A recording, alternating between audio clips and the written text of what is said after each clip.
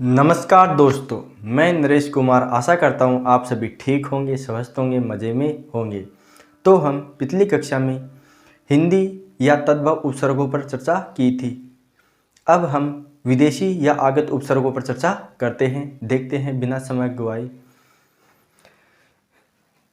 विदेशी भाषाओं से ग्रहण किए गए हैं कौन से विदेशी उपसर्ग, इन्हें क्या कहते हैं? आगत उपसर्ग भी कहते हैं।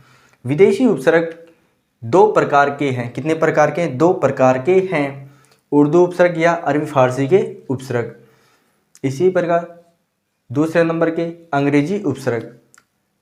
तो देखते हैं, पहले लेते हैं उर्दू के उपसर्ग या अरबी फारसी के उपसर्ग लेते हैं। उर्दू के उपसर्ग उर्दू के शब्दों के पूर्व में जुड़ते हैं। किसके शब्दों में पूर्व में जुड़ते हैं? उर्दू यानी अरबी फारसी के शब्दों के पूर्व में ये जुड़ते हैं। तो देखते हैं, अल का अर्थ क्या है? निश्चित। अल गरज, अलबत्ता। इसी प्रकार एन का अर्थ क्या है? ठीक होता है। क्या है? ठीक। एन मौका, एन वक्त, एन जवानी।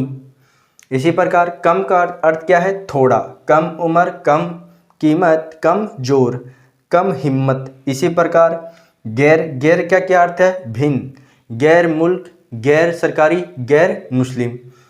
इसी प्रकार पांचवा उपसर्ग है दर का अर्थ क्या है? में, दरअसल, दर हकीकत। इसी प्रकार ना का अर्थ क्या है? अभाव, नालायक, नापसंद, नादान, नाउम्मीद। इसी प्रकार बद का अर्थ क्या है? बुरा। बद का अर्थ क्या है? बुरा। बदबू, बदकीमत, बदफैल और बदनाम। तो ये विदेशी या आगत उपसर्ग में से हम उर्दू फारसी के उपसर्ग देख रहे हैं। तो ये हमने 7 उपसर्ग देखे हैं। एक बार और दोहराते हैं। अल का अर्थ क्या है? निश्चित। अल गरज, अलबत्ता। ये इनकी क्या है? उदाहरण है। इसी प्रकार एन का अर्थ क्या है? ठीक। एन मौका, ठीक मौके पर। एन वक्त, ठीक वक्त पर। एन जवानी, ठीक जवानी। इसी प्रकार थोड़ा, कम का अर्थ क्या है? थोड़ा। कम उम्र, कम कीमत, कमजोर, जिसमें कम जोर हो। कम हिम्मत, जिसमें हिम्मत कम हो। इसी प्रकार गैर का अर्थ क्या है? भिन्न। गैर मुल्क, मुल्क से भिन्न। गैर सरकारी, सरकारी से भिन्न। गैर मुस्लिम, मुस्लिम से भिन्न होता है। इसी प्रकार दर का अर्थ क्या है? में। असल, दरअसल, असल में। दर हकीकत, हकीकत में। इसी प्रकार हम ना का क्या अर्थ है? अभाव या नहीं भी होता है।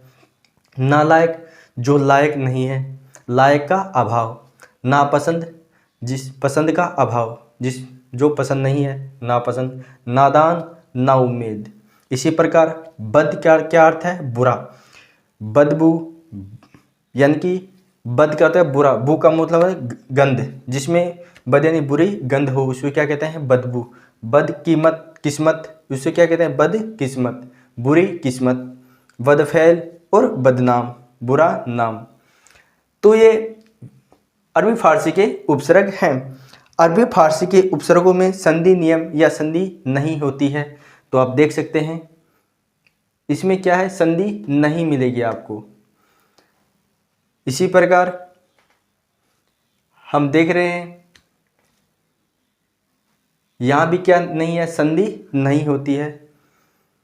तो ये उर्दू या अरबी फारसी के उपसर्ग हैं।